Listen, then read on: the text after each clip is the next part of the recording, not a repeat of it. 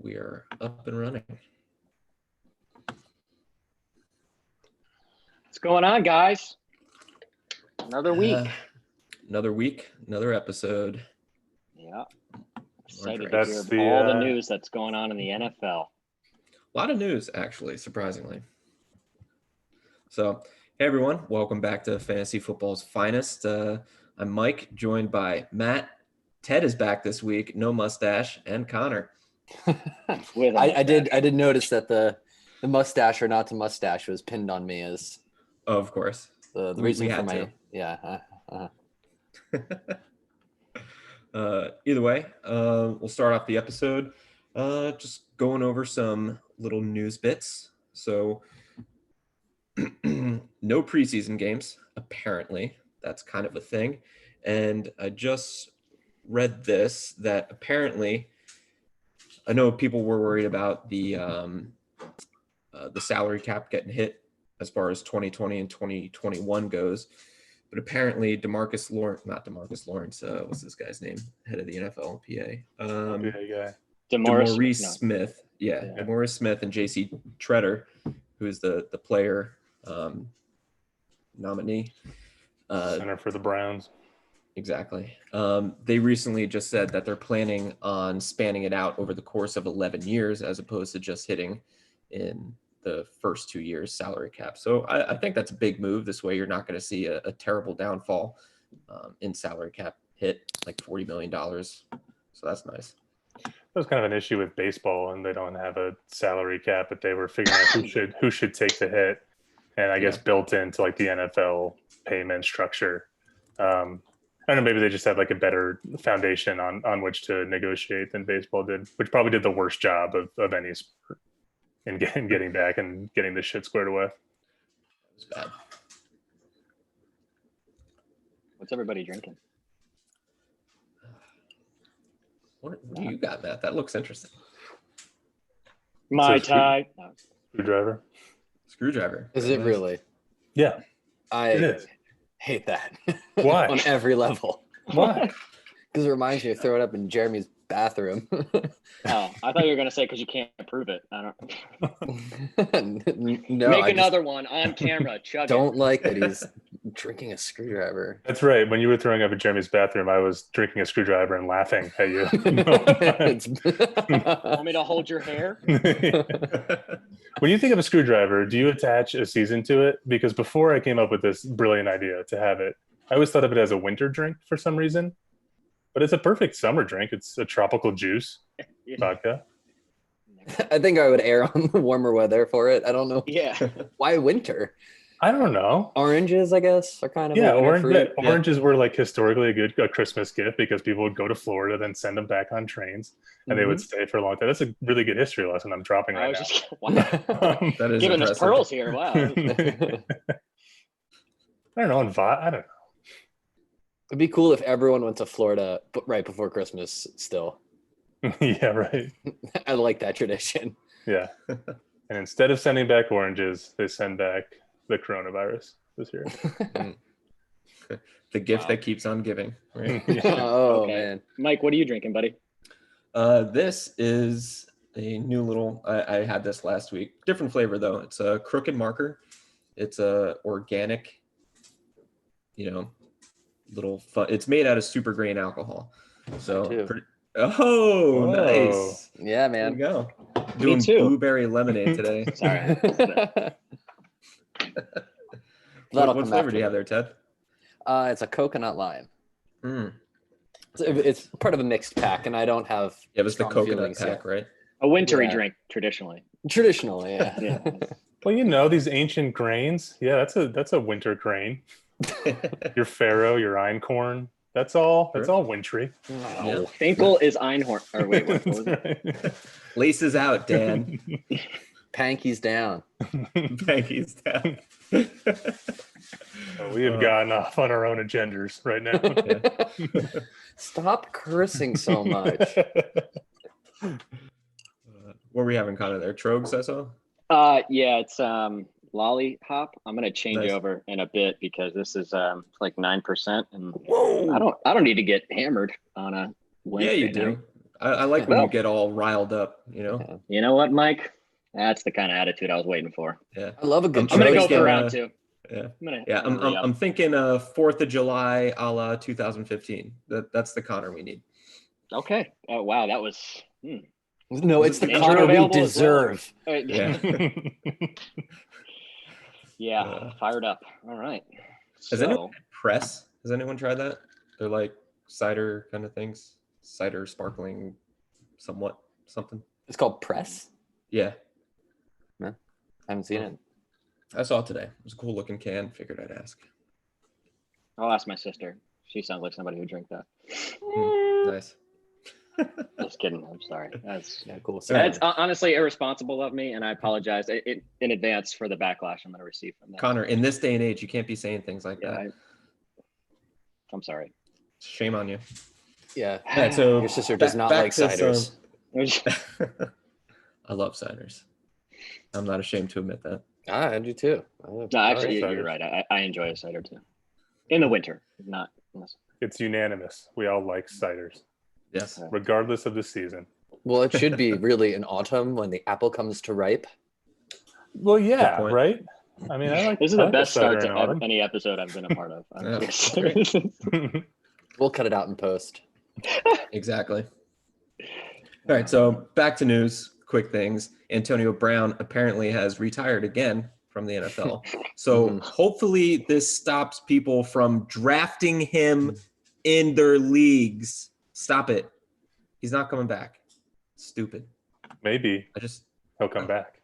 It's not gonna happen. It's not gonna I happen. mean, maybe he's worth a late round, pick. I don't know.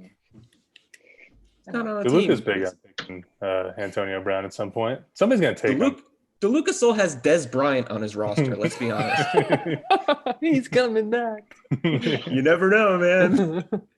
All that value, you're just gonna leave him? I mean, come on, somebody's gonna take him. All right. Another thing that I heard today. So apparently, the same company that works for the Washington football team, the same company that bought their previous domain name actually purchased another domain name under the name of the DC Sentinels. But obviously, this hasn't come to light yet. Who knows? It's a whole Reddit deep dive type thing. So DC Sentinels changing over from Washington to DC, and Sentinels, footsteps Falco and the replacements. Quick thoughts. So, what is a Sentinel? I second that. I'll do a deep dive. It's a sports guesses. team from the District of Columbia, the capital of the United States. If I'm not mistaken, I believe it has to do with the Revolutionary War. If I'm not mistaken. Let's see. Sentinel, we're so stupid. It's a soldier or guard whose job is to stand and keep watch. There you go. So, Not I don't know. Is that the necessarily kind of Revolutionary War. Is that the kind of mascot you want for your football team? Stand around, watch. Like a Titan. Especially when their offensive line can't guard anyone, so it doesn't make sense. Yeah, I like it. I like the DC angle mostly. DC is nice. Although, how cool would DC FC be?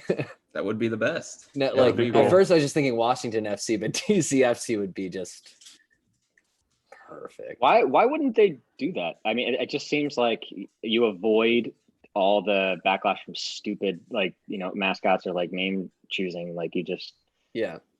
I feel like DCFC would be pretty cool. And they also have been, rapidly or, pushing for fans overseas, especially in the UK. And that's such a UK move, just like football clubs are everywhere. Yeah. So I Well, don't know if that helps. It's just there's no nickname. You like us better now, right? That's kind of flawed logic, except that when they look at it, they'll be like, oh, we get that. And you don't.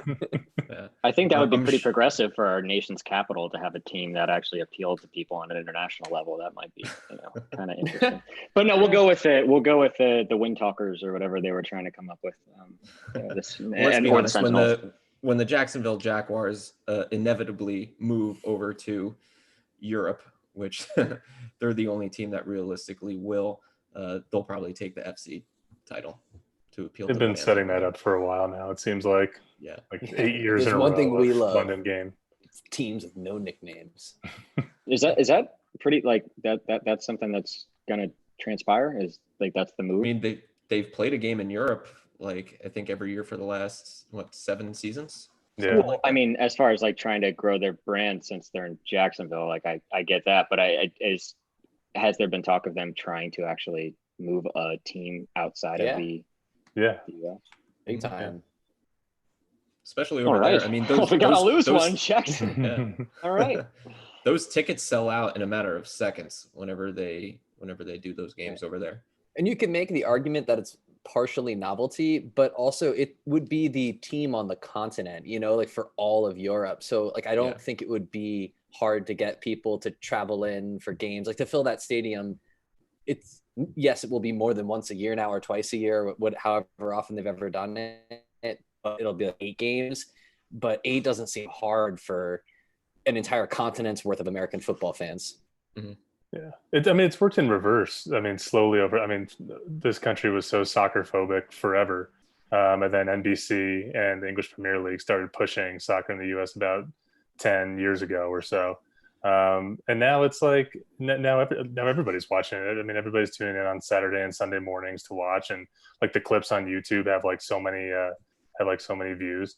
Like it's taken a while, but it's caught on, and people have no geographic connection there. So I think it could work in reverse too. If they let like New York have a Premier League team or something, like that would be crazy. That would be awesome. Yeah, that would be really cool. The only problem is it's really tough on the players. Yes, especially the West Coast. Yeah. Oh my God. That's a 12-hour flight. It would have to be if you're coming from the West Coast and playing in there, they would have to schedule a bye after that because it would completely destroy your team. I'm sure they could figure it out. Like you play in New York, or you sit somewhere on the East Coast, Northeast before, and then it's a 5 or 6 hour flight over there, and then you have the bye week off. So they can do it. Or if It's like anything East Coast, like, and I can consider that like Indianapolis over, honestly, would be doable. So like that's most of the league. If there's money to be made, the NFL will figure out a way to do it. And obviously they already don't care about their players, as with the Thursday games, the Sunday and Thursday night games. Right, like that's 3 days to really prepare for it with no rest. So aside from Mr. Khan trying to move his team to Stoke-on-Trent, what else is going on in the world of football this week, Mike?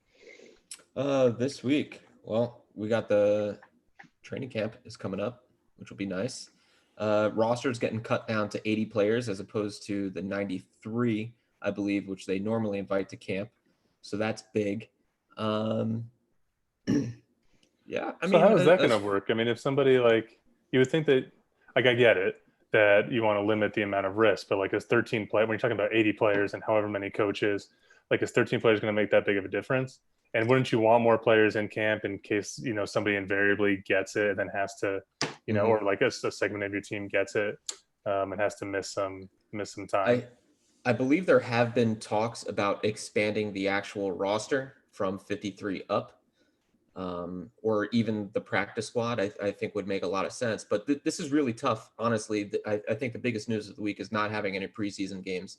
And while 95% of NFL players probably love that, the bottom 5%, which are really trying to make a roster, whether it be the team that they got signed by, drafted by, whatever it may be, it's not just for them. It's for the rest of the NFL to have film on these guys. So it'd be like, okay, well, this team didn't like them, but I like the way that this guy moves, or I like his speed or something like that. So we can pick him up. There's tape on that. With the training camps now, there's everything is in-house, unless you share that film with someone.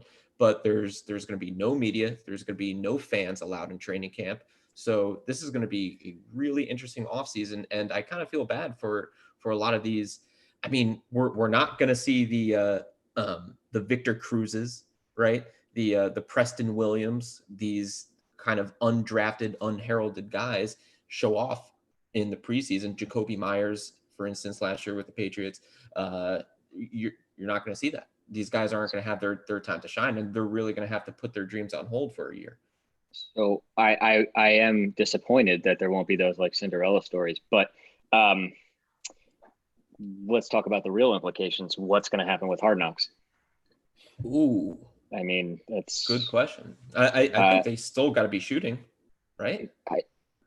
So is it going to be like the NBA bubble type of atmosphere? It's like whoever the film crew is just going to stay in like film training camp, but like nobody's allowed in or out. And then, I mean, yeah, and complicating is that it's both the Chargers and the Rams this year, right? Yeah. Is it? I mean, they are in one central location. Yeah. That's a really good question, Connor. I'm surprised that we haven't heard anything about that, but they're probably waiting to figure it out. Honestly, like they probably don't want to make an announcement until they definitely know that something's not happening. Mhm. And it'll be a lot less interesting without preseason games, which is unfortunate because that's sort of like they've always kind of made it episodical on the next game now. I'll miss that. But I mean, they've done a good job in every scenario they've had. So I hope that they are still filming in LA and figure out some way. They could just, have a crew in each and just sort of send back video and have someone else, editing off site or something like that. Yeah. So I think it's doable. I do think it's really interesting though to see like the inner workings of an NFL team during this crazy time. Like it's going to be a record for that would be forever. Right. Forget the games. So like maybe that replaces some of the intrigue. Like the way that they always structured it was that the preseason games were kind of like you were always building up to that in each of the episodes. And then like they kind of deconstructed it after. And so they'll have to figure something out, like what's going to be like the capping thing just from a storytelling perspective. They'll have to get creative. There's going to be some. I mean, the NFL films do such a good job. They'll figure it out. If you're not going to have preseason games, that means I can't gamble. And then if you're not unless I want to do prop bets on who's going to get injured in training camp, which is kind of sadistic. Do you gamble on preseason games? Dude, I'll gamble on anything. I'm gambling on baseball. I'm gambling. I don't have sports right now. Well, I can't go to sporting events, so I have to do something to feel like I'm in the game. But no, I have to have Hard Knocks. Who else will I like? How else will I know to draft? I love Hard Knocks. Late round. Yeah, and I think this is a perfect opportunity for HBO and NFL films to really get into, what we were a part of, and that's training camps. That's summer practice sessions, 3-a-days, things like that. Go into the drills, show these things that are just normally in like your highlight cuts, and you're doing this, you're seeing a little bit of the Oklahoma drill or a little bit of the sled drill. Take this time without the games and show what professional players do when they're not on the actual football field. I think that would be perfect. Show how the coaches are implementing these new hitting techniques and all these different skills that they're trying to teach their players. I think this is a perfect opportunity to kind of take the focus away from your Darren Wallers from last year's Hard Knocks, or Keelan Doss, right, who's trying to make the team, who doesn't even make the team and gets signed to a practice squad. Focus on what actually builds the team, and that's like the practice, right? I think that would be really cool, and that's always been one of my favorite parts of Hard Knocks anyway. So, well, I think that to your point there, though, I mean, there's like still going to be, they're going to need a narrative ultimately. Like a lot of it will be in it, like the interest will be around sort of the drills and like the actual, like what it feels like to work out for 10 days in the hot sun kind of atmosphere. But like, there's still, like, even without games, preseason games, there are still like training camp heroes. Like, I know that the guys on the Steelers podcast talk about them all the time, like Tuzar Skipper and Ola Adeniyi are the two guys that like everyone's super excited about, because at practice they're just like killing it all the time, and that will still be there. So like there might not be the game for them to put it on exhibition necessarily, but like there will still be some rags to riches stories. Like, I mean, there's still 80 guys getting in there. They're going to have to be whittled down to 53, and one or two of them are going to get hurt, and another, so that'll give someone an opportunity to step up, and maybe they could also have like a 4-5 episode like story arc about just about like what the heck's happening in the league. People are finding it out in real time, and we're going to get news dropped every week that's just like, oh, we're pushing back the season, or this person has an infection and now we sort of like see how they're handling it, or something like that. So there's probably maybe even more interest this time. It'll force them to break it out of the mold though anyway, which will be fun. What I hope they don't do is go like try to find coronavirus angles and like tell how coronavirus has impacted like these tangential parts of the community. Like I have sympathy for that, but like I want this as a distraction from all that, and I want to dive deep into football and to like not think about that for a little bit. I guess a big element though is what the teams allow them to capture, because I'm sure like there were just like set guidelines, which is why Hard Knocks has become so formulaic, is because teams are willing to allow this much footage from this episode or from this part of practice and stuff like that. Is like, will teams open things up a little bit more? I doubt it, but I guess they have to come up with some way to create content. And I think a lot of the stuff that may just be seem benign to most is actually super interesting. I love that stuff. Yeah. So it'll be interesting to see what's going on this season. Hopefully there is a season because like I said, without Hard Knocks, I don't know who to draft. Anyway, so Mike, did any other news, or did you want to kind of get into the? I think that's pretty much it. I mean, Mike Zimmer's getting signed to a multi-year extension. I mean, good for him. I think he's deserving of it. He's a pretty good coach. What he's done with the Vikings over the last couple of years. So we'll see how he turns that defense around. I mean, he's a great defensive coordinator and a head coach. Started off as a defensive coordinator. Let most of his secondary go. And drafted a whole new bunch this year. So if anyone could do it, it's definitely Mike Zimmer. Obviously, the Vikings have faith in him too. So we'll see. Yeah, I think they might be in for a down year, but he's one of those guys you want to keep around even in down years. And so maybe they foresee this coming and they just want to give him the assurance that you're going to be with us for a while because he is a really good coach. Yeah. But like, when is the love fest going to be up? Like, when is he going to stop riding on the coattails of his like Hall of Fame quarterback? Kirk Cousins is a Hall of Fame quarterback. It's like, what? I was talking about last week's episode when we were talking about the Kirk Cousins contract and Dak Prescott. So anyway, don't bring up his name because it's going to get rough. Fight nice, guys. Fight nice. All right, so we want to get into the meat of the episode, Mike? Yeah, absolutely. So what do you guys want to start off with? So topics that we're going to be going over today, we're going to be talking about Tom Brady and the Buccaneers offense, who we think is going to stand out. And then we got Cam Newton and what he's going to do in New England. So why don't we start with Cam Newton, because I feel like we'll have more to say about Tom Brady and the Buccaneers. So Cam Newton got signed to a $7 million contract in New England. And this is going to be pretty interesting because they really haven't had an athlete like that in New England. Obviously, Tom Brady has been there for the last 20 years. But Josh McDaniels has some experience with a mobile quarterback in Denver when he drafted Tim Tebow 24th overall. And hey, they beat Pittsburgh Steelers in overtime fashion in the playoffs. That was a great game. By the way, that Tim Tebow run in Denver was just, say what you will about the guy, but that was exciting football to watch. I mean, It was fourth quarter and he came back so many times.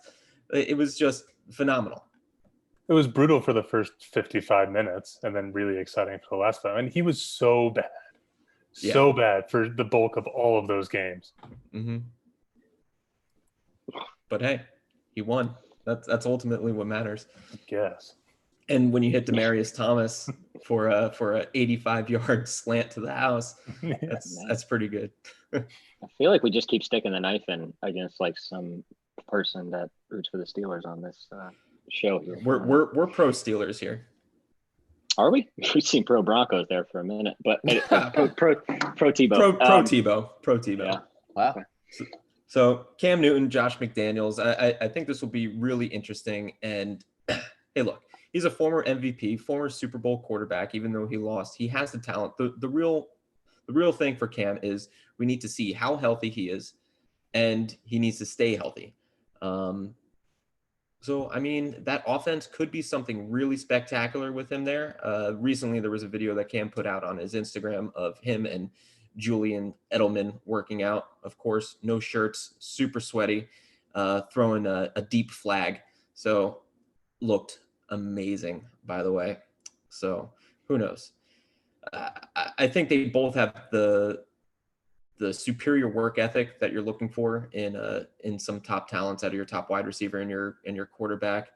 But hey man, who really knows? But they got some pretty good defenses there in the East. I mean, the Jets are no joke. Miami has retooled their defense, and Buffalo has an amazing defense up there.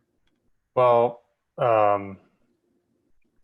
given the very real possibility that Cam Newton doesn't even make the roster because that's a Bill Belichick move, I'm still going to go on a limb and say I think this could be a match made in heaven.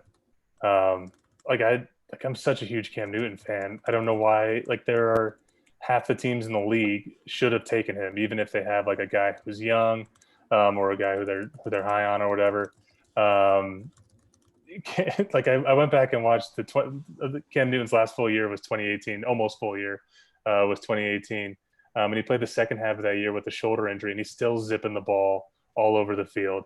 He's still like impossible to tackle. He's just like, there's been nobody in the NFL at the quarterback position like him.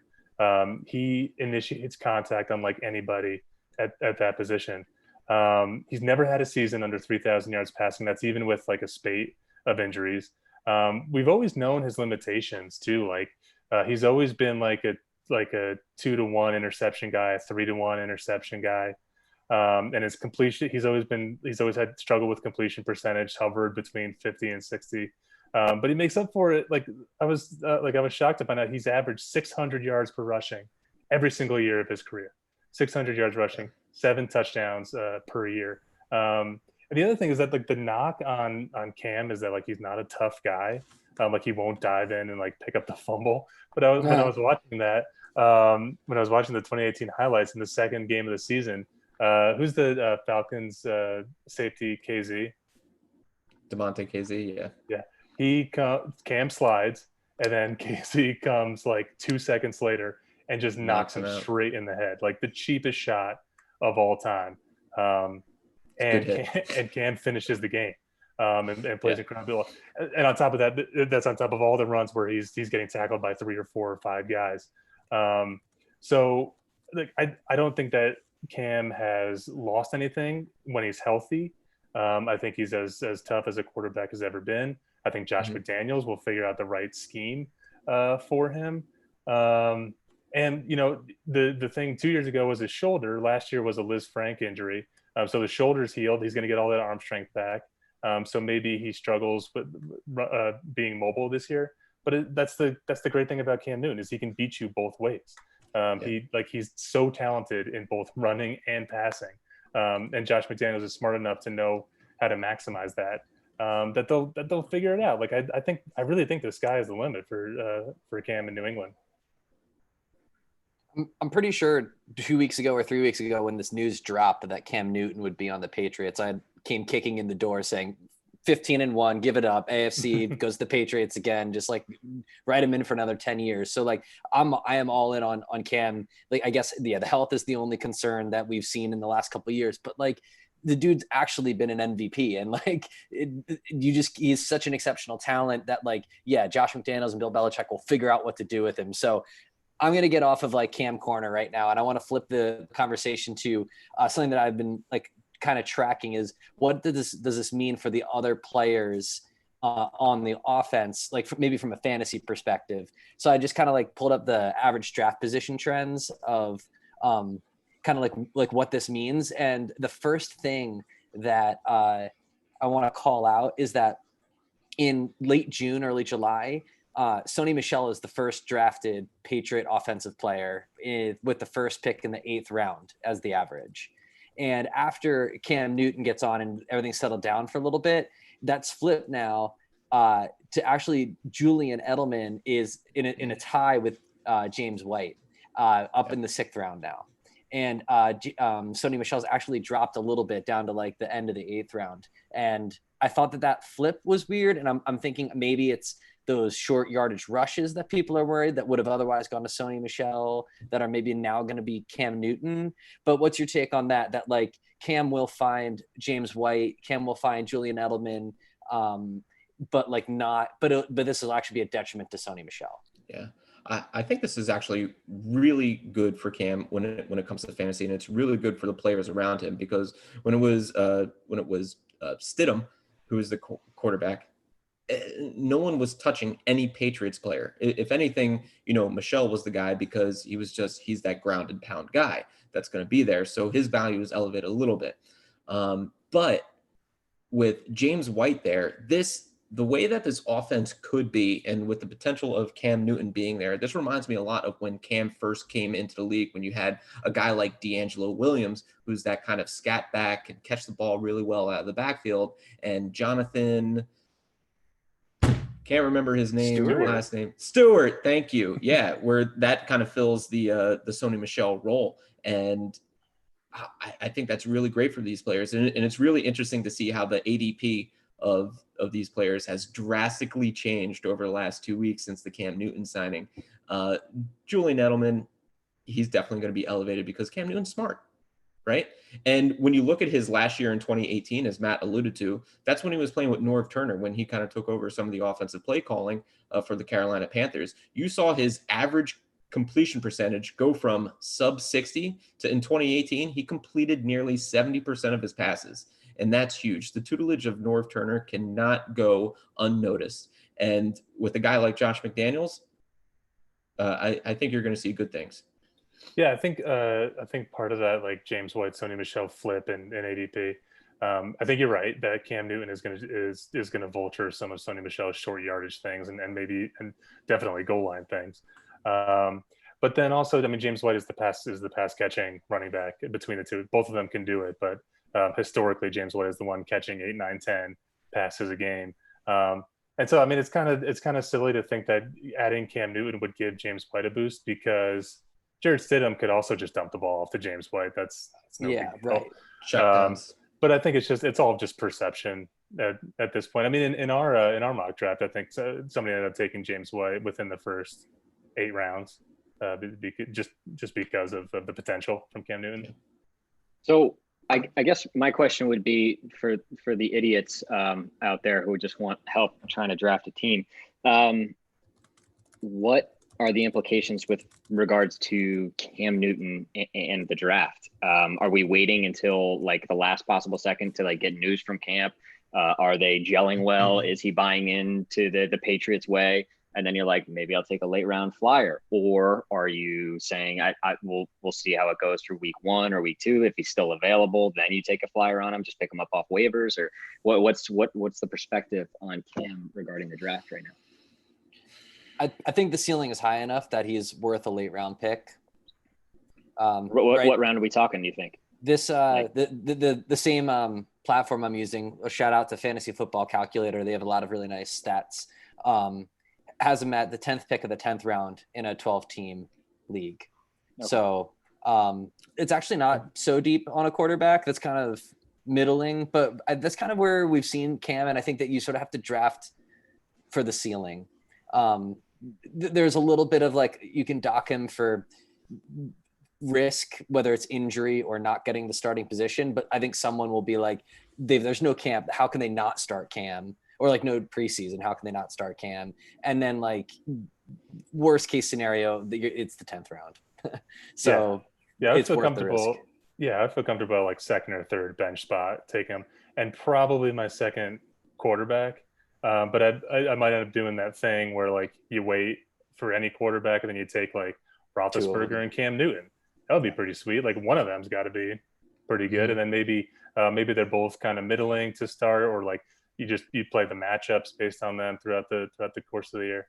But no doubt Cam Newton, unless he gets cut. I mean, that's the basement for him, is if he gets cut. And you'll know that, before the season starts. But if he is the starting quarterback, I mean, I think the ceiling is really high and the basement is really low for him. So he's definitely worth a spot, and he could become your starting quarterback within 2 weeks. Okay, I'm going to oppose you guys. I'm just going to throw out a different side of the argument here, just for the fact that Cam Newton in Josh McDaniels' offense primarily has been a timing offense. Cam Newton, up until this point in his career, has never been that type of player. He's always been the wait for the guy to get open, and then he's going to drill it in there with his strong arm. So is Cam Newton a real fit in this offense, what they've run? No. But they're going to have to really tailor the offense to him. So it's going to be, it's for me, it's a wait and see approach. I'll draft him maybe in the 14th through 16th round if I'm going to draft him at all. And one thing that's going to keep me away from drafting him is the fact that there are no preseason games. Like Right. he's going to be in a new, this would be perfect opportunity for a guy like Cam Newton to really learn the system, get some game action before jumping right into week one, where you can get some of the bumps out before you start the season, where you could end up going 1-3, 2-2 to start the season. You never know. But I don't know. For me, Cam is a wait and see. I'm probably not going to draft him just because I would much rather, when I'm drafting, I'm usually drafting based on production as opposed to potential, because I want guys that I know are going to produce. I don't want to take that risk. I can always pick up a guy on the waivers or free agency, whatever system that they run. But the thing is, I'm thinking about, would I take, because I'm kind of high on Joe Burrow this year, just as a flyer, rounds 13 to 15, and I might take him. And so now I'm thinking about, would I take Cam Newton or Joe Burrow? And I think the difference is that somebody is definitely going to take Cam Newton in your draft, and not everybody's going to take Joe Burrow. So if you want a shot at having Cam Newton and you want the potential there, then you have to draft him. Whereas Joe Burrow, you could probably wait and then pick him up on waivers at some point, unless he pulls like a Lamar Jackson and throws 5 touchdowns in the first game. As far as taking a pick based on potential, Joe Burrow is an outstanding prospect. Obviously, he shone in the highest level in college. But you're talking about a marriage between an exceptional quarterback in a small sample size and a coaching staff that's renowned for putting people in a great position to succeed. So from the uninformed perspective, I was kind of all in on taking a flyer on Cam Newton late rounds, barring rumblings from inside Patriots camp or whatever. I feel like he's worth taking a flyer on, particularly if your draft strategy is pushing quarterback till as late as you possibly can. I think that's where the smart money is, just because of looking at track record. The Patriots, unless they're putting Cam Newton out there as a way to fill seats, which I just don't think they are. I don't think this is going to be a tank season. Get Cam Newton out there and just let the whole thing combust. And I think they'll probably get rid of him if they feel like he's a cancer. They'll get rid of him before the season even starts. But I really think that. Go ahead. Well, it's just wild how quick things change. Is because last year I drafted Cam Newton in the 7th round, I think, and felt pretty good about it. And all that's happened in that time is that he's had a year to recover his shoulder. He added a Liz Frank injury. I don't want to undersell that, but he's gone to a very tough injury to come back from. Yeah, I know, but he's gone to a much better team with much better offensive minds than what he was dealing with there. And he's motivated now. He has a new. Something. It's a 1-year deal, and he's not getting any younger. So you have to think that what's going on between the years of Cam Newton is I have my legacy to think of, and do I actually want to, do something here and possibly not just get another contract, but actually, come in with all the hype that he's had and the things that he has done. I don't know if he wants to necessarily be a flash in the pan. I think he's somebody that's certainly high on talent and one would assume capable of accomplishing what he has done in the past. Again, I don't know if he necessarily has the talent around him now that he did at times in Carolina. Not like he was like very high on talent with the Panthers in that offense, barring the running back position as of most Steve recently. Smith is a Hall of Fame wide receiver, and Greg Olsen had very productive years in Carolina. Greg Olsen had how many years with Cam Newton? Was it like we're talking more than 5 or no? It was the whole span, I think. Pretty much. So that was I think he came over in 2012 or 13. So he had like 6 or 7 years with Cam. But a tight end like is typically, especially like he's better than a bailout tight end. He's a quarterback's best friend. So I mean, if you want to look at production, I mean, he's the guy. But Steve Smith was kind of that was not prime Steve Smith in Carolina with Cam Newton. So I mean, he was with the Ravens for a little while during that, right? And left 3 or 4 years ago. I think that the best years we saw from Steve Smith was with Jake Delhomme. No. Yeah. And then Steve Smith threw him under the bus. No, I mean, Cam's the talent around Cam has been dog shit. I mean, if we're going to knock the Packers for not building around Aaron Rodgers, then certainly we can say that the Panthers did not build around Cam Newton. Yeah. So just to like kind of put a button on my perspective here after hearing our conversation, I want to say that like I'm high on Cam Newton, would draft. But I would say that reach if you're grabbing him before the 12th round. And not that you shouldn't get him before the 12th round, but like consider that because of the risk factor and like the hype on him. Like, don't reach twice for a quarterback is all I'm saying. Like have a solid safe bet that kind of fell to you or something, or get someone like Derek Carr at the end of the round, at the end of the draft. And then Mike, I just wanted to like throw out, because you were talking about his ability to fit in the Patriots offense and the way they typically operate.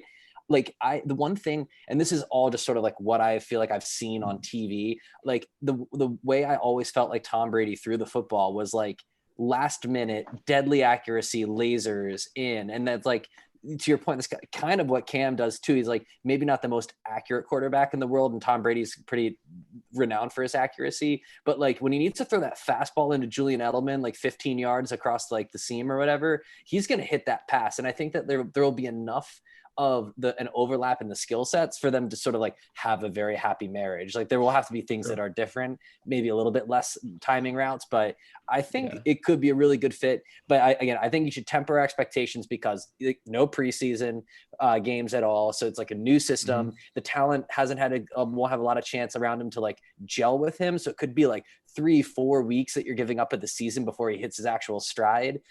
So like there could be growing pains. And then of course, like the obvious injury risk. So I think you're going to see a lot of growing pains from Cam, at least early in the year. And if you're drafting Cam to be your starter, you're doing something wrong.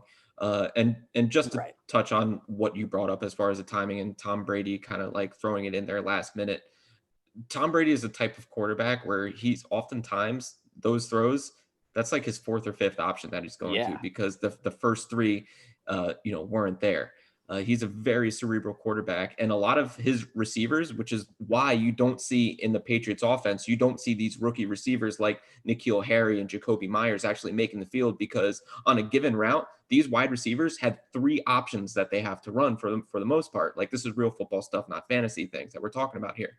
So the quarterback and wide receiver have to be on the same page, like hardcore. So this year, we're going to find out, is Cam a smart quarterback? Can he bridge the gap between athletic and smart? And if there's anyone that can do it, it is Cam, because he is motivated. But at this point, up until this point in his career, you really haven't seen the I don't want to say he's a dumb quarterback, because he's not, but he's been first or second read, and then he's taken off most likely. Yeah. Well, because it's been successful. Like exactly. He's able to do that. Exactly. Right. So we're going to have to see him, hit that 3rd or 4th option, because he's at a point, his body, he's going to be 31 by the start of the season. And coming off of these 2 huge injuries, Liz Frank, Greg Olsen, since we're talking about him, he had a Liz Frank in 2017, missed the whole season, came back in training camp, had another Liz Frank. So it's very tough. And he missed most of 2018, and he was healthy last year. But Cam is he's an interesting prospect. And like I said at the beginning of this rant, if you're drafting him to be your starter, you're doing something wrong. I think it's a mistake in projecting how Cam is going to do, though, just to plug him into the Patriots offense as it operated under Tom Brady. Right. And they won't do that. The Patriots staff Right. will not do. They're not gonna be like, Right. all right, well, let's see how this guy does as Tom. I think what we're about. So if we put Tom Brady on this like extreme pedestal, which is deserving, how many rings he has, but as far as being a cerebral, it's well, he is a pussy on the pedestal. Okay, anyway, so super cerebral. One of the best like minds at the quarterback position, and is super accurate. So he's able to make throws that very few guys are able to make.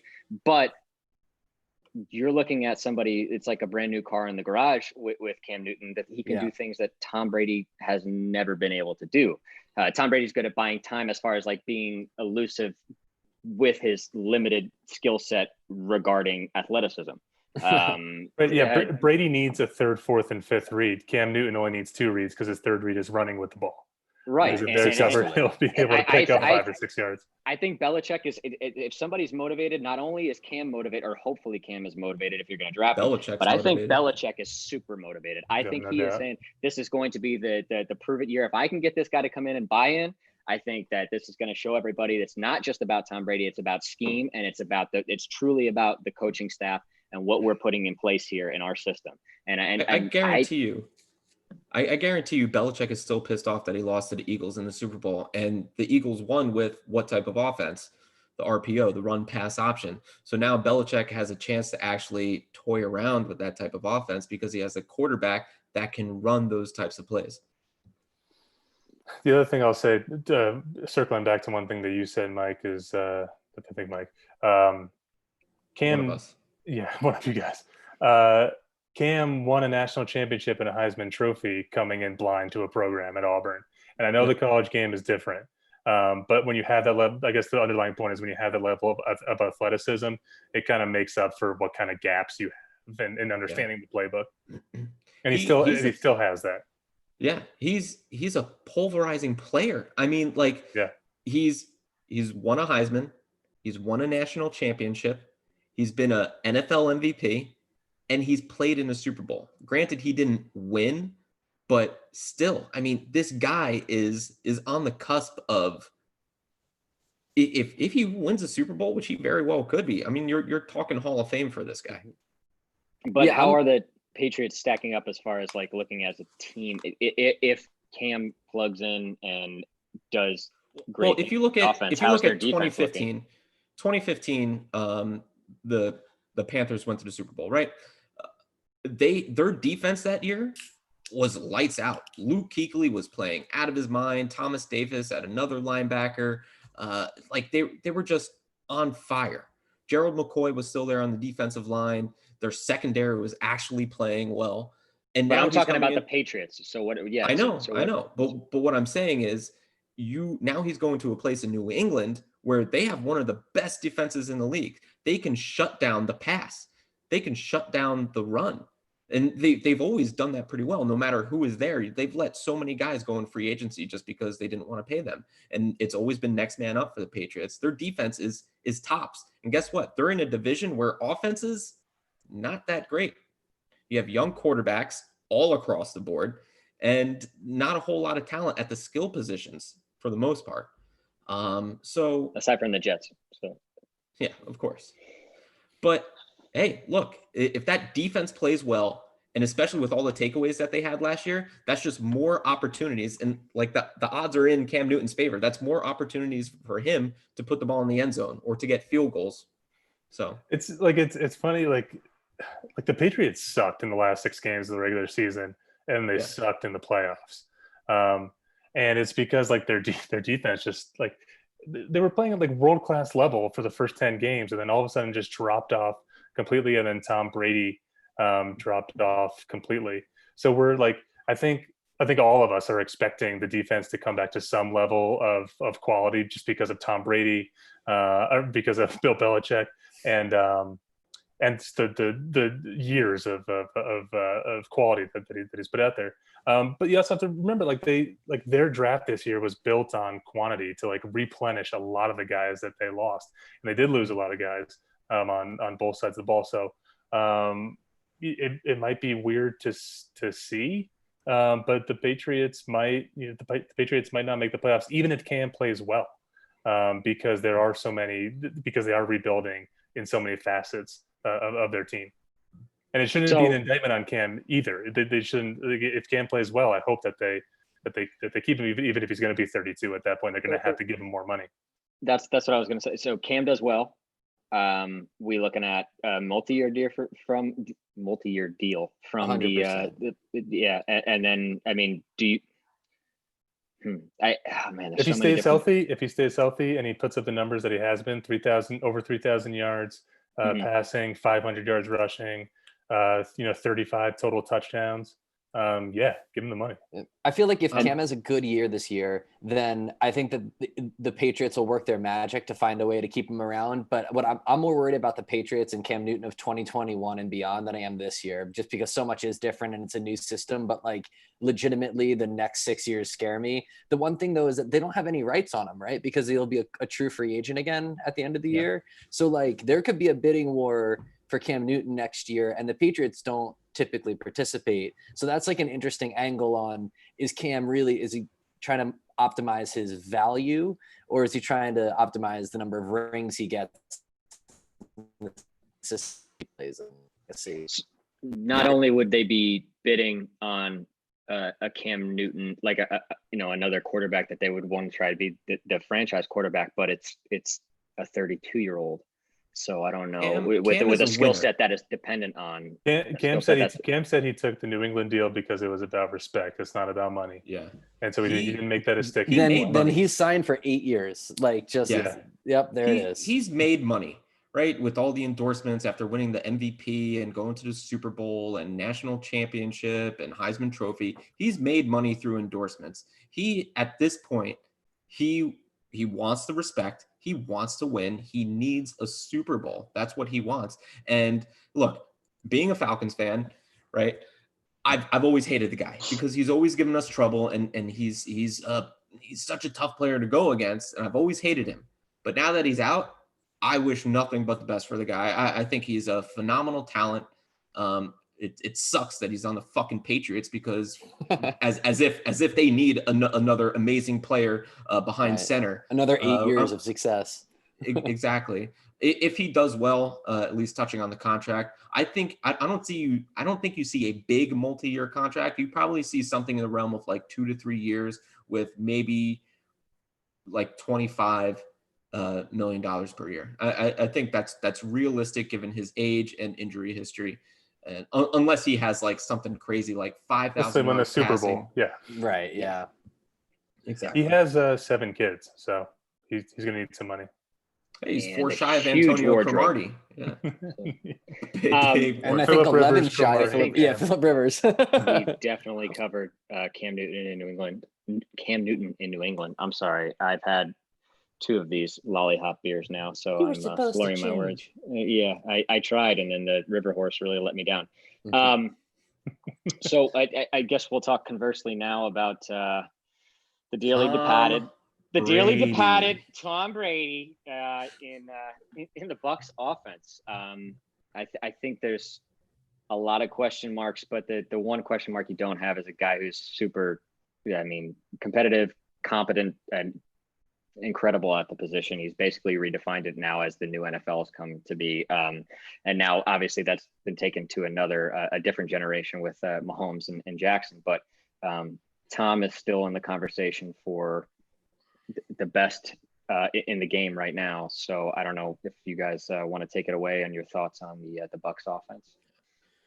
We have actually had quite the conversation about Tom Brady and the Bucs offense, prior to this show. So I thought it would be a really good topic for debate because we were trying to figure out who is going to be the focus in that offense, because with so many weapons, someone's going to get left out. I have an answer for that. Chris Godwin. It's Chris Godwin. No. Look, I did some film study this week. It's Chris Godwin. Chris Godwin and Mike Evans are two distinctly different players. Chris Godwin runs almost all of the snaps out of the slot. I watched every single catch that Chris Godwin had last year, every single catch that Mike Evans had last year. Almost every single catch that Chris Godwin had last year was within 15 yards. So we talk about all the time how Tom Brady isn't mobile and how that offensive line still has some holes and how is he going to throw to these receivers if they're running down the field all the time. Well, Chris Godwin is the guy who's going to be open at most of those times. Chris Godwin has like this incredible ability to get open, to like make that second move when the play breaks down within 15 yards. So he's still staying within the line of scrimmage, and he's getting open. So like he, in some respects, he's a typical slot receiver, but he has like a different kind of build and a different skill set. Like he's not like quick and shifty like Wes Welker or Randall Cobb or that kind of guy. He's fast, but he doesn't have like that quick twitch movement. Tit? Yeah, that's what I meant. And then quick tit movement. Yeah, and then he's also able to break tackles. He's a super strong dude. And so I was trying to like think of like what like a comparison. Did you watch his workout videos? No, I just watched what's on TV. You apparently. I know who did. Mike, how was it on Instagram? Excellent, shirtless and everything. Like I was trying to think of like who would he compare to in NFL history, and I came up with two really convenient examples for my argument that he's going to be the best Bucs receiver this year. Antonio Brown. No, one is Hines Ward, who we know has experience with Bruce Arians, and the other is Julian Edelman. These are like stronger, slightly taller guys who can play in the slot and can get open in short windows. And so like he is the prototypical Brady wide receiver. I mean, this is the guy that's going to get 10, 15 catches a game. Mike Evans is the one that's running down the field and catching these 50-yard bombs that Jameis Winston's just throwing up. Tom Brady doesn't have the arm strength to do that. Tom Brady doesn't have the time to do that. Chris Godwin is the guy who's going to be the biggest beneficiary. One follow-up on that, on your analysis there, your film study of Chris Godwin, which I'm very impressed. Thank you. The condescension is thick on that one. This is fully genuine from a place of earnest. Two qualities that tie Hines Ward and Julian Edelman together in my mind is their toughness and willing to catch balls and get smacked. Is Chris Godwin the guy that will do that? Fuck yeah, he is. Yes, okay. That was the thing that jumped off the screen to me was the amount of tough catches that he is making.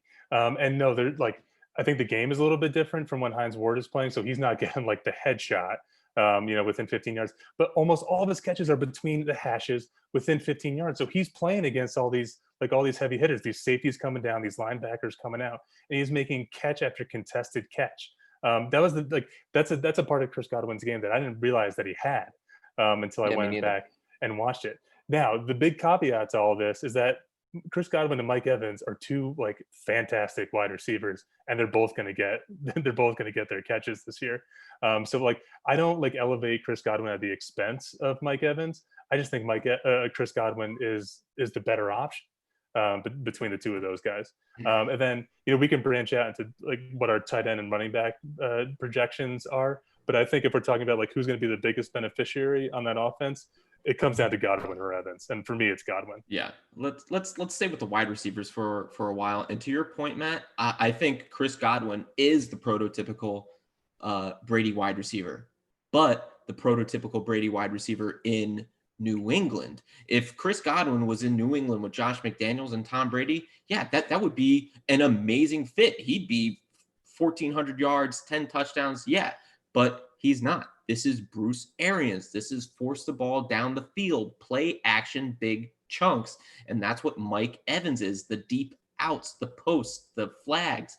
Like, look at Tom Brady. His most successful season in the entire NFL was when he had Randy Moss, which is the style. Like, Mike Evans doesn't have the speed of Randy Moss. That's 9 years ago. That's a 34 years old arm strength. But yeah, it's regardless of the fact, Tom Brady is still a quarterback. And if you don't think he can throw the ball 50 yards down the field, then then there's something wrong with you because it's Tom Do you Brady. remember Peyton Manning's last year? Okay, that was bad, right? But let's be honest. Peyton Manning has never thrown a pretty ball. Go back and watch every pass that Peyton Manning has thrown. Each one of them is a fucking duck. He throws the most ugliest passes. It's remarkable how these things actually hit the receivers between the numbers because it was just the ugliest looking ball I've ever seen. Tom Brady throws a very good spiral, and he still has enough arm strength to get it to a guy like Mike Evans. And he's a legitimate red zone threat. And especially when you have a guy like, let's touch on the tight ends for a little bit, Rob Gronkowski, a guy like Cameron Brate, okay, even OJ Howard will throw him into the mix. Those guys are taking up a lot of real estate in the middle of the field, which is going to leave your receivers, Chris Godwin included, and Mike Evans in one-on-one coverage on an island on the outside because your safeties and your linebackers are focused on your tight ends. Now, the tight ends have never been featured in a Bruce Arians offense, as we talked about. But Mike Evans, look, let's be honest. Both of these receivers are amazing. They were both over 17 points per game in fantasy last year. I think Chris Godwin was 19.7, and then Evans was like 17.9. But they both missed a couple games. Here's the one thing. We've seen these Brady workouts that he's gotten busted for not being allowed to work during the quarantine and stuff like that. Do you know who he's been working out with? Mike Evans. Not Chris Godwin, right? Rob Gronkowski and Mike Evans. Now, what does that tell me? And I know Teddy and I have talked about this. Tom Brady throws to the guys that he can trust, the guys that he loves. And guess who he's not working out with right now? Chris Godwin. The writing is on the wall for Mike Evans and Rob Gronkowski to take over the target share in this offense. No fucking way. I'm gonna play like the very neutral role because like I was going to acquiesce. This was my plan to enter this conversation. I would acquiesce to Matt. Yes, I'm convinced now that Chris Godwin is the correct answer because like if he's the slot guy, if he's willing to take the hits across the middle, if he can play the scramble game, then like he'll be the guy. Although Mike made some solid rebuttals, I agree that Tom Brady is mostly about trust, and Mike Evans, if he's the guy that's catching the passes right now, that's going to matter a lot. Like we said, there's no games. It's the same as the Cam Newton argument is like, you got to work with what you've got, and especially early on. But of course, I'm going to throw out my favorite position on the entire thing is like temper your expectations on both. On all of them, because Jameis Winston threw a lot of interceptions, but he had a monster year. Like everything you see in the stat line for Chris Godwin and Mike Evans last year, multiply it by a factor of 80%, like by 0.8, because that is a realistic expectation for Tom Brady's ceiling. And that's a good season. That's 4,100 yards and 24 touchdowns, which is the exact stat line he had last year. And I don't expect it to be much bigger than that. And it's if it all comes out off evenly and like, we're debating on who it comes off of here or there, but like as a baseline, do not expect them to repeat their performances last year. Everyone's numbers will go down because Jameis Winston threw 5,100 yards and 30 touchdowns. And that's not going to happen. I love that take, by the way. That's awesome. So Matt, rank receiving targets on the Tampa Bay Buccaneers. Just we'll go 1 through 4. Like who's going to get the ball the most? Yeah, Godwin. With Evans. what? 115 or catches? Like, are you expecting very high ceiling? I would not be surprised if Godwin and Evans both had over 100 catches this year. But I would be surprised. That's a fair assessment. But I would be surprised if Evans had more catches than Godwin. I think this is going to be a terrific year for him. And he's still a really young player, by the way. He's going into his 4th year, also a contract year. Yeah.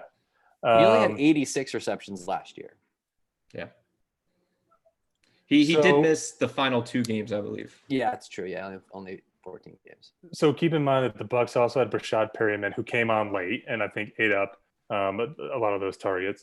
No, that doesn't count. He had one game Perryman, where he scored 3 touchdowns, and that was it. But Brashad Perryman is gone. Hold on, Jets, Jets, Mike, chill out. I'm not big on Brashad Perryman. I just think he played well towards the end of last year. Is all I'm saying. Like in that small segment. Perryman. But he's a Terp, right? Never mind. I don't like Brashad Perryman. If you look at the target share for the Bucs last year, it's Mike Evans and it's Chris Godwin, and it's them by like a mile. So that's why Like I am staying so far away from the tight ends on that team because they have three. There wasn't there in only one game did Cameron Brate or OJ Howard have more than one targets, either of them. So it's 32 opportunities. Only once did either of them have over 10 targets. And in 13 of their 16 games, all tight ends on the team combined had fewer than 10 targets. So that's the knock on Bruce Arians, or that's the thing on Bruce Arians is that he doesn't throw tight ends. It's true.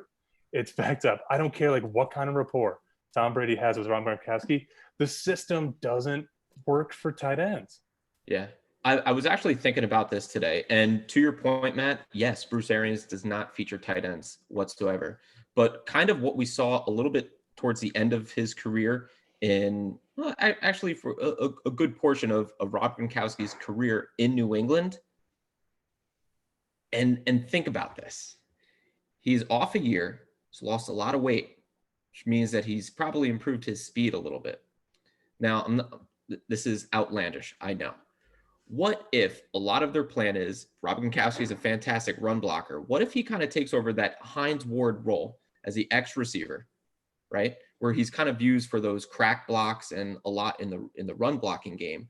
What if they split Rob Gronkowski out wide a good portion of the plays? You have Mike Evans on the opposite side of the field, and then you put Chris Godwin in that slot receiver role with Cameron Brate at the tight end position. I mean, that is something realistic that I could see playing out, because if you're putting Rob Gronkowski, who's 6'6", he's probably 230 right now, against the corner, I'll take Rob Gronkowski in that situation any day. Maybe, but he was dog shit his final year. I mean, like he was. Hey, 8 touchdowns and nearly 700 yards. No, his final year, 3 touchdowns, less than 50 catches. He only played in 11 games. It was his worst year since his rookie year. So.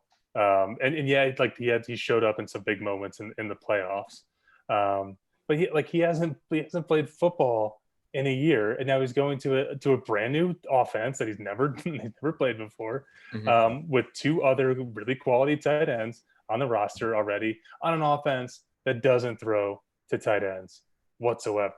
So I don't understand like where any optimism about Rob Gronkowski is, except for like the fact that Tom Brady knows him. Like that's all it's born out of. But like if you look at anything else, everything is saying stay so far away from Gronk. Like if anything, I think he's going to follow the trend of all like these old tight ends who come back, or who prolong their careers. Jason Witten coming back to the Cowboys, Jimmy Graham playing with the Packers.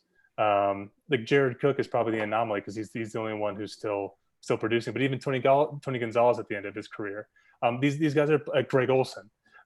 These guys are largely playing, I don't want to say like symbolic roles, but they're not highly productive. They're not highly productive, and I think that's the most likely outcome for Gronk in this situation. Wait, who's got more miles on the tires though? Tony Gonzalez with his years with the Falcons, or Gronkowski now? I feel like Tony Gonzalez, he was playing well into his 30s. 17 years that he played in the NFL. So, but who's got that's? So that's my question is like who's? Yeah, Gonzalez has more miles. Yeah, as was Witten, but I think Jimmy Graham represents a really good analogy for Gronkowski, because both these guys were like the most athletic tight ends who have ever played the game. 5-6 years. Yeah, they were, and then they both hit a wall very clearly. And then they can't do that much anymore. And I don't think like if Jimmy Graham lost 50 pounds that he would suddenly be this great player, because the appeal of those guys was always that they were 250 pounds and can run a 4.5 40 and catch the ball in double coverage. Yeah. Now I'm just enamored by the, which I normally don't like to do, but I'm enamored by the potential of Rob Gronkowski coming back to the Buccaneers. But look, this guy hasn't played in a year, right? And like you said, Matt, he's going into a new offense. Do you guys know what Madden had rated Rob Gronkowski this year? I saw 95. It's so fucking stupid. The guy hasn't played in a fucking year. And as you stated, Matt, his last year in the NFL was abysmal from Gronkowski's standpoints. The guy's in fucking 95 in Madden. Like, this is ridiculous. Matt, did you see what Aaron Rodgers was rated in Madden? Yeah, he's under 90. He's under 90. Are you fucking kidding me? Tom That's Brady's insane. above him at 90. Tom Brady runs a 5.7 40, and Aaron Rodgers can take off and scramble for a first down. All Aaron Rodgers did last year was throw 4 interceptions and take his team to the NFC Championship game. And people are like, he's done. It's like, what the fuck are you talking about? That's why they drafted Jordan Love, Matt. Okay. Yeah, that's you true. just need to be ready for the future. Yeah. A-Rod's on the trade block. No, he's not. Okay, what do you said? I know, like, you're the guy you always circle back to is Ronald Jones, and so I wanted to watch a little bit of his tape, and I did that. Like, I'm not so concerned about Keyshawn Vaughn anymore because they're identical players, and Keyshawn Vaughn is just not as good as Ronald Jones. Ronald Jones runs a little bit out of control, but he's actually kind of shifty. He's actually got a little bit of strength. He played with a guy in flag football a lot like that. Vinny Crazy Legs, we call him. That's right. But he was tough to take down. That's right. So wait, Teddy, the news that I've heard from Ronald Jones is that he's been putting in a ton of work on adding a little bit more weight, but also constantly on the jugs machine, constantly trying to improve the one thing that was like his knock, which was his hands.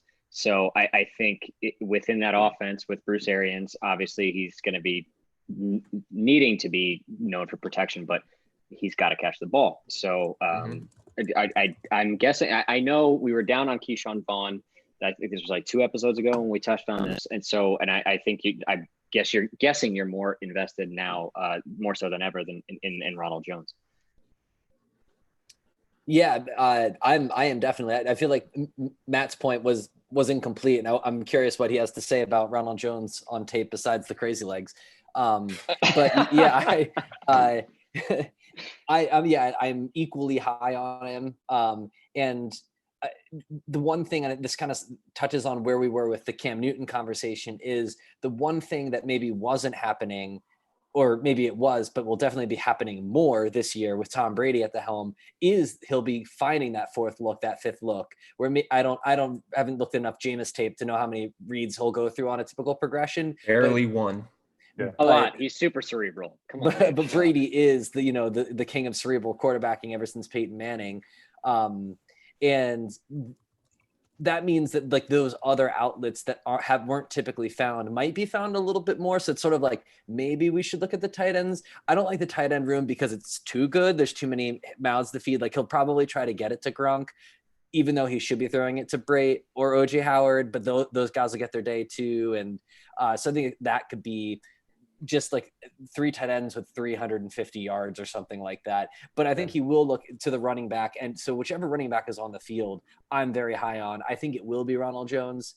And to hear that he's on the jugs, like that he's kind of focused on that, is great news, because that stuff adds up. I mean, practice does really count. So like if you're out there catching 500 footballs before and after you work out or whatever he's doing, then like I think that's going to pay off on the field. Yeah. So how adamantly you two were so opposed to Keyshawn Vaughn, or actually Teddy in particular was just like so high on Ronald Jones, it made me like kind of research both of those two guys and to see, and now I've kind of kept my eye on Ronald Jones in particular because Mike, you actually made a really good point talking about Bruce Arians' offense and roles and responsibilities, particularly for the running back position. I was super high on Keyshawn Vaughn, and now in retrospect, I kind of feel like I've definitely backpedaled a little bit. And Matt, sorry, I know I cut you off. You can go ahead. Thank you for apologizing. I take it back. I don't apologize. Fuck you, but you can go ahead. Yeah, no, like I was curious about Keyshawn Vaughn, so I went back and like looked at some college tape and like he's just an identical player to Ronald Jones. I think some of the concern about Ronald Jones is born of the fact that he's been there for 2 years and they had Peyton Barber for 2 years, and neither of those guys seem to like elevate their play. How many years, Mike? 4 years for Barber. 4 years. So I was pretty close with 2. Increased by a multiple of 2. So. Right. So here's my concern with Ronald Jones. My opinion of him has skyrocketed after actually watching the tape. Yeah.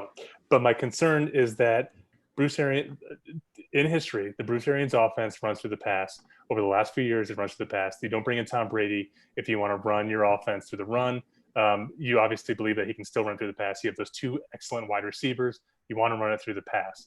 And so all of Ronald Jones's excellent runs last year were set up via the pass. They're all draws, or they're all like little dump offs. They're all little shovel passes or something. So the pass actually has to set up has to set up the run, and that's like not a situation that I want to be in as like a fantasy owner, or like that's the secondary option. That said, with Peyton Barber out of the way, and Keyshawn Vaughn probably not a threat, I think probably the volume is going to be there for Peyton Barber. But like you're not going to see a drive, I don't think, where Peyton Barber gets where Ronald Jones gets 7 carries and like he picks up 5 yards. It's like an Ezekiel Elliott like drive, like an Aaron Jones like drive. I think he's going to pick it up, built like on 3rd and 5 or something, or on 2nd and long, and they run a draw play. And so like as a fantasy owner, that could be kind of frustrating. If the game doesn't swing your way, they could just totally abandon that. So the fact that they're not making him a focal point of the offense doesn't negate the fact that he can produce at some point.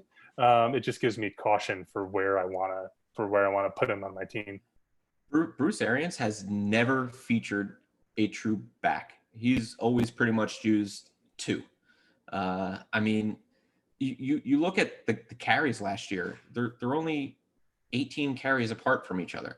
172 for Ronald Jones and 154 for Peyton Barber. Jones got a little bit more involved in the passing game, but you have to look at the starts between the 2 guys. Ronald Jones had 9 starts, and Peyton Barber ended up getting 7, which just means that you don't know who's going to be featured in this offense from week to week. One, because Bruce Arians, he's a great game planner. He's always trying to keep defenses off balance, which is a big part of what he does.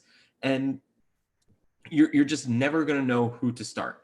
Like the average carries last year was right around 10 per game and like 2 or 3 receptions. So it's right. Like, is he going to, are those vacated carries all going to go to Ronald Jones? Probably not. I mean, you're going to see that split.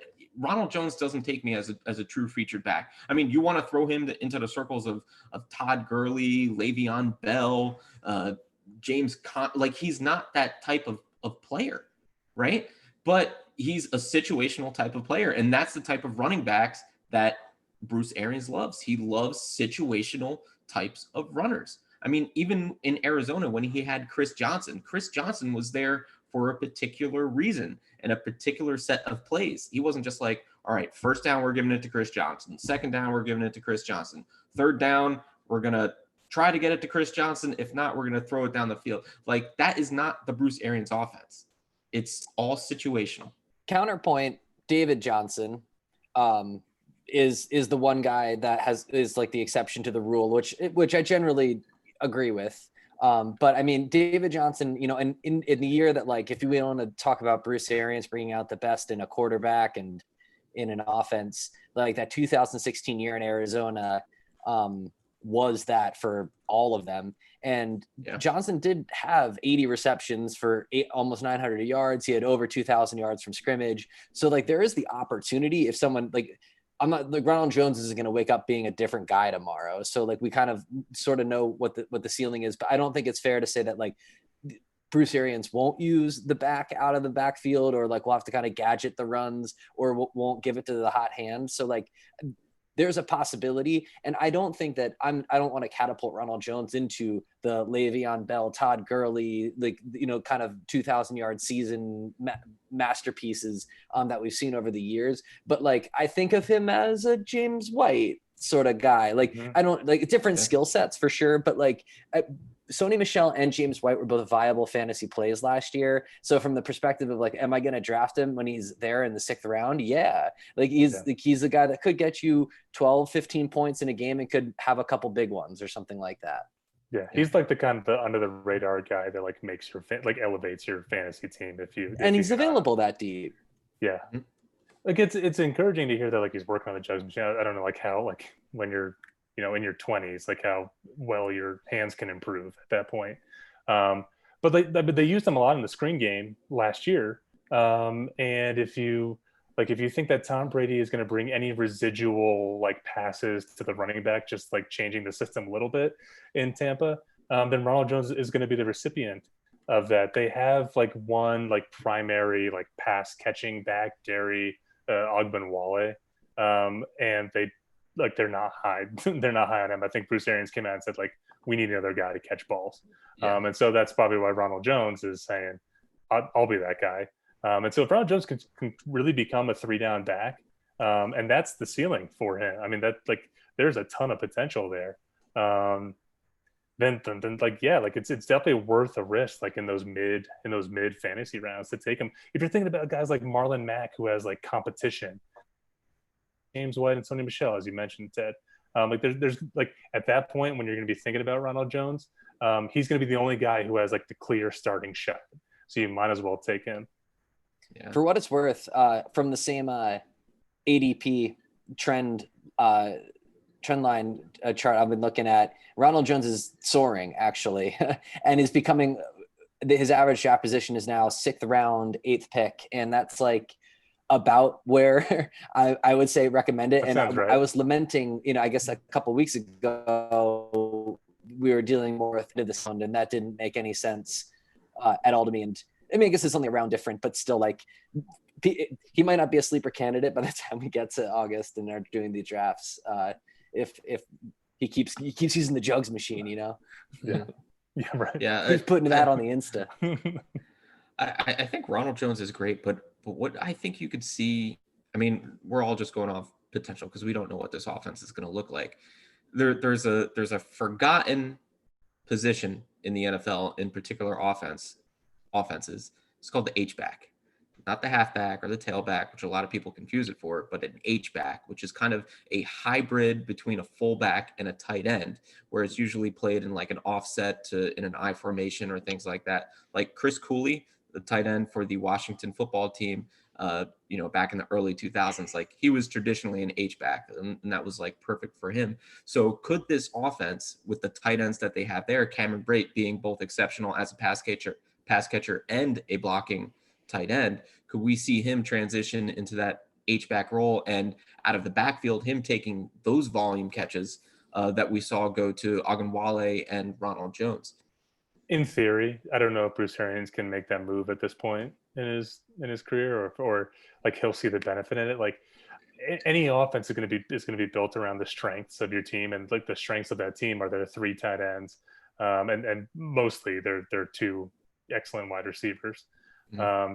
So maybe they want to get talent on the field, and so they want to like have Gronk and OJ Howard like in a tight split, and then have Cameron Brate as the H-back, and you put that like in a red zone offense. Like what is the defense going to do in that situation? The question is Bruce Arians at this point in his career going to be able to make that switch? Yeah.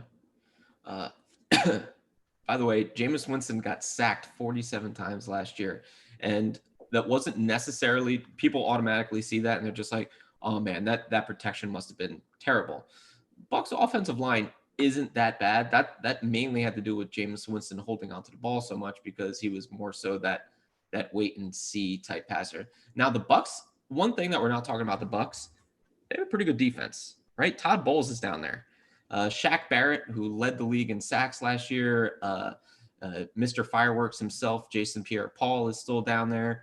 And Ndamukong Suh is still playing defensive tackle. They drafted Devin White last year, who's a very good linebacker. Mm-hmm. Levante David is down there. And they drafted Antoine Winfield in the 2nd or 3rd round, who's a very talented safety coming out of college. The Buccaneers, although they went 7-9 last year, they were positive 9 points overall. So that means a lot of their games were lost by very minimal points. They were in a lot of games until the end for the most part. So when you don't have a guy like Jameis Winston who throws 30 interceptions, loses 5 fumbles, and you have a guy like Tom Brady who's a little more protective of the ball, that's going to translate into wins because you're not turning the ball over as many times. You're not, Yeah. They were they lost the last 2 games of the year, but they were 5-1 in the finishing stretch. But if you look at it, I mean, they were close in almost every game that they played in. And Jameis Winston threw 30 interceptions, and some of the interceptions that he threw, I mean, going back and looking at Evans and Godwin on tape, I mean, some of the interceptions that Winston threw were just horrific. bad. They got they LASIK had, though. Yeah, yeah, right. Well, maybe, I don't know. Who knows? They had to improve their offensive line because there were times when Winston was pressured, and so. But you don't throw 30 interceptions because you're pressured. Yeah. Tristan I don't know, Wirfs actually just signed today, so that'll be good for Brady to have. Do you think that that the Bucs defense is a viable is a team to draft, or are you waiting and seeing on that one? As far as fantasy goes, I mean, you have to look at fantasy defenses are tough because in our league, I would probably say no because they're going to give up a lot of yardage. And that's a big component for our defenses in our league.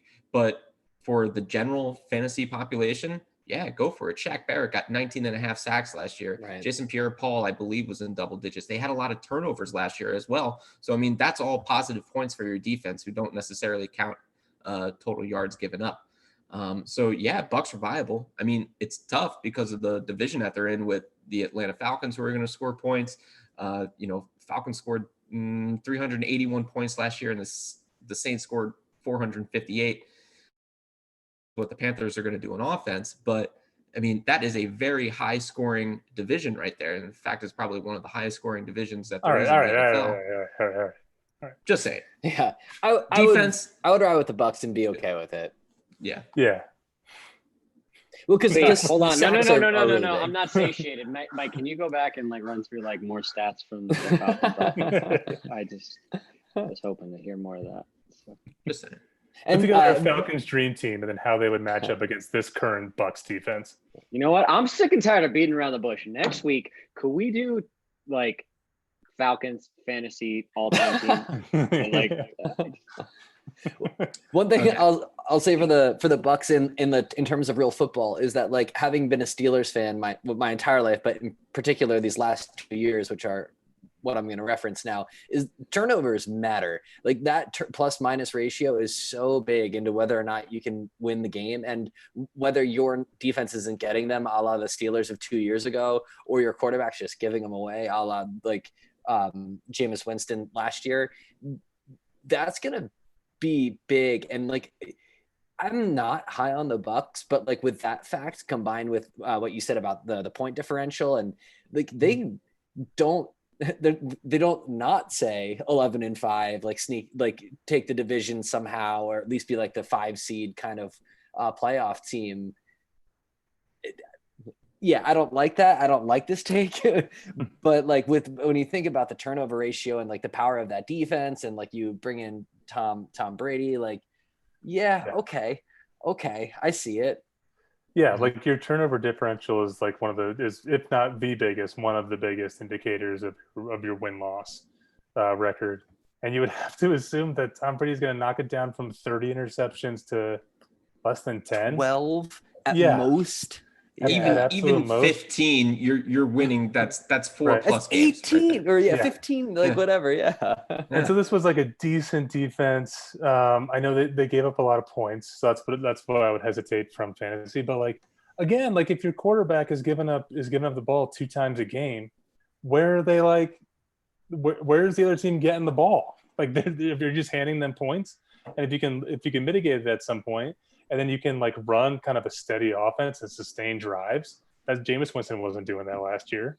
I mean, this could be a totally different outlook for the Bucs this year.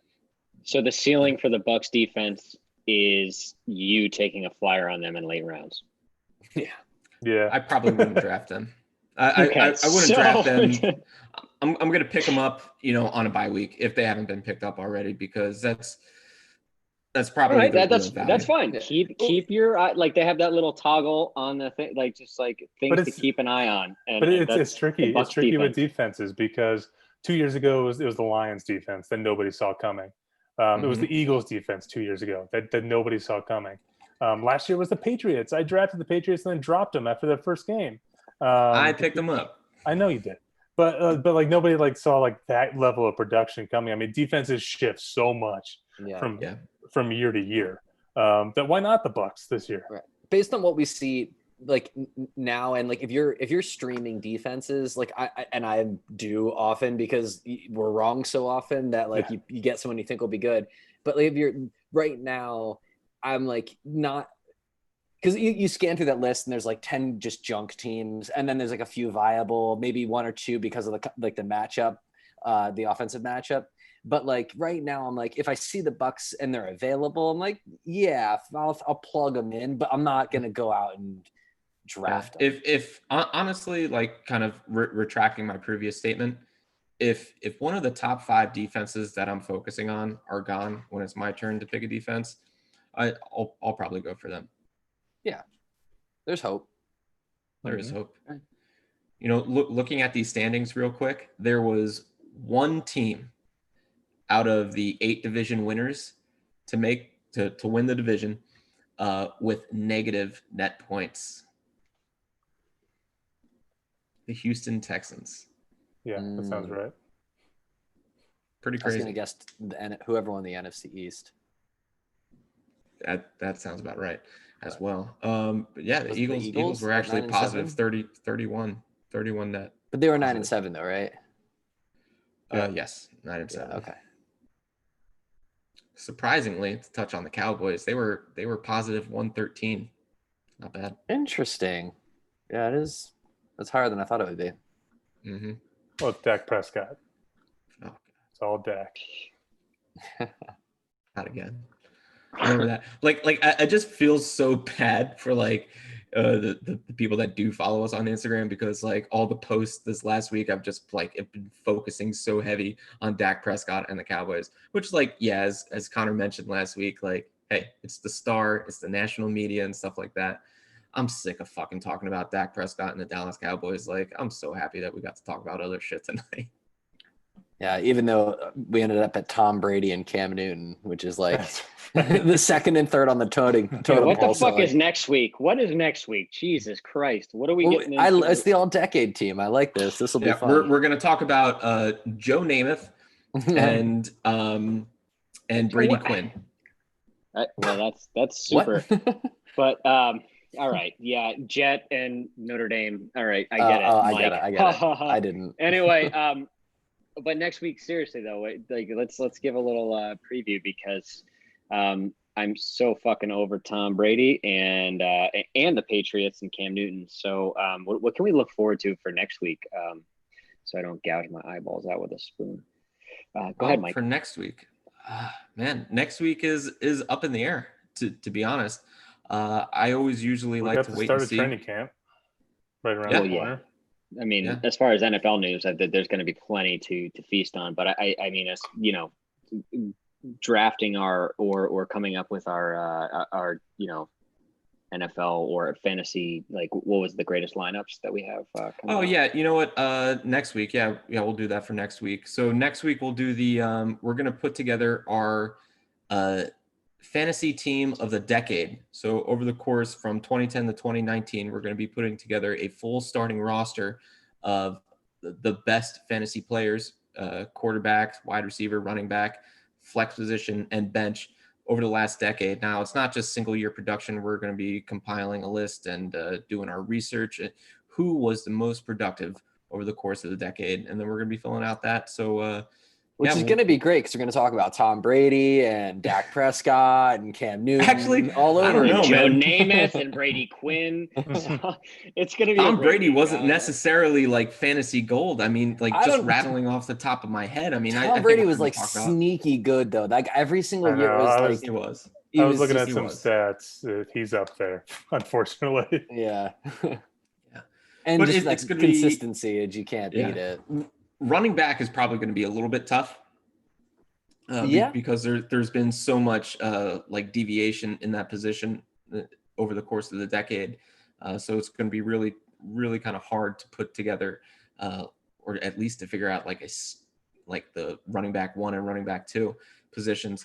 So Maurice I Jones think it would be cool. my vote. Hey, he retired long. It'd be cool early if in the there was a decade. way that we could like Madden sim the teams of these players like in a season to just like get an idea of how well these guys do on the same team or something like that. Yeah. Or I mean, they don't John even be on the same Kuhn. team. It's a Hey, fantasy John league. Kuhn. Awesome fullback. Man. Hey, DeLuca had texted me, and he actually brought up a good point because he was watching when I was bringing up the Madden ratings. I think we should do Madden ratings for everyone in our league. That's good. Yeah. Yeah, I think that'd be great. What are the criteria? Like speed? Yeah, Quickness. speed, awareness. I think we just Chugging. do like pretty big. Yeah, chugging. Well, yeah. Is it like fantasy related things or is it like physical, like actual football player things? I think we incorporate physical, fantasy, and the I don't know what the word I'm looking for is here, but like the other intangibles that aren't necessary. Yeah, X just factor. like This is basically our combine that you're talking about. exactly. Right? We do this We every determine year. this every year.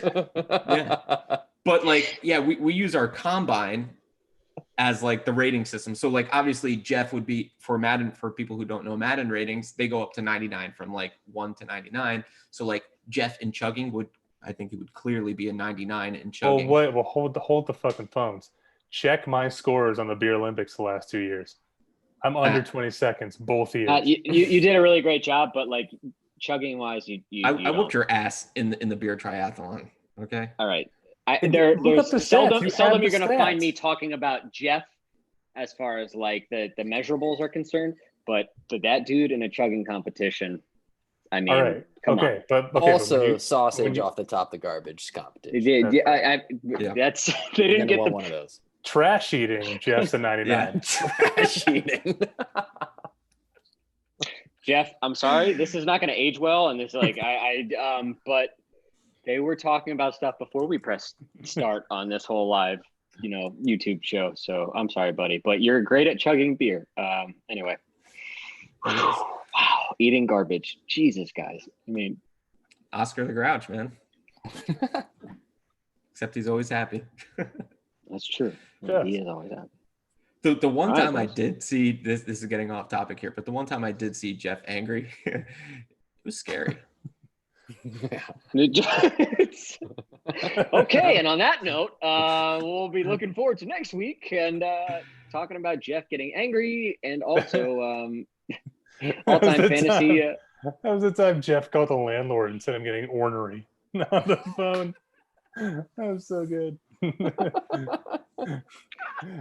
This is the part of the podcast where all of us have had one too many screwdrivers and we're just fading into the evening. You just cut it, Connor. You just cut it. What year do you think this is? You're right. I apologize.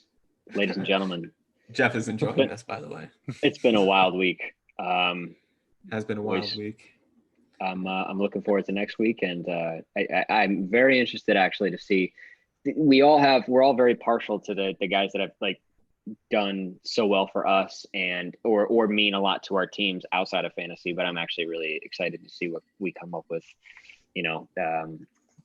fantasy related like all-star teams. So of the decade, I should say. Yeah. So like, absolutely. are we thinking of it like as they don't necessarily have to like have performed in all 10 years, but like overall, like if all these players were playing at their prime sort of thing. I would say, like, I would say production. Like if a guy was solid from 2010 to 2012 and then did nothing the rest of the decade, like I wouldn't really throw his hat in the ring because it's not a lot. But if he had like But if he had like 4 years in a row where he was running back champ or whatever, like Chris Johnson or somebody. Yeah. You know, that's that. But you know, we have two run. Well, you want to do it? You want to do standard leagues or our leagues? We'll do standard leagues. 2 running back. Yeah. So we're gonna pick one running back. That's tough. It does give us 2 flexes though. Let's just do like 2 quarterbacks, 4 running backs, 4 wide receivers, 2 tight ends. Yeah, one standard league times 2. Yeah. Perfect. All right. Yeah, I'm into it. Well, ladies and gentlemen, this seems like a great time to call an end to our evening here. I just want to remind before the rest of the fellows have their closing comments, I just want to say like, share, subscribe. We're on iTunes, we're on YouTube, we're on Instagram, and we're on Facebook. So please spread the word, give us a review, share us, and like anything that we put out, because it really makes me feel like I have value in my life. So thanks so much, guys. Any other comments? Connor, I'm here to make sure that you feel no value in your life. So okay, so don't like, share. Yeah. I'm gonna keep drinking these 9% alcohol by volume. Later tonight, I'll be standing over you with a screwdriver, watching you puke. Okay, all right, guys. So it's always good to talk to you, and I feel like Charlie in fucking Always Sunny in Philadelphia right now. Anyway, starting to look like him, minus the gut. That's or no, wait, that was Mac. Sorry. Anyway, you got a Mac thing going on right now as far as the hairstyle. Yeah. Okay. Thanks, guys. I'm just anyway. I'm gonna shave my head. This is it. Yeah. This is it. Boys. Good night, everyone. Follow us on Instagram at FFFinest365, and we'll see you next week. Night, everybody.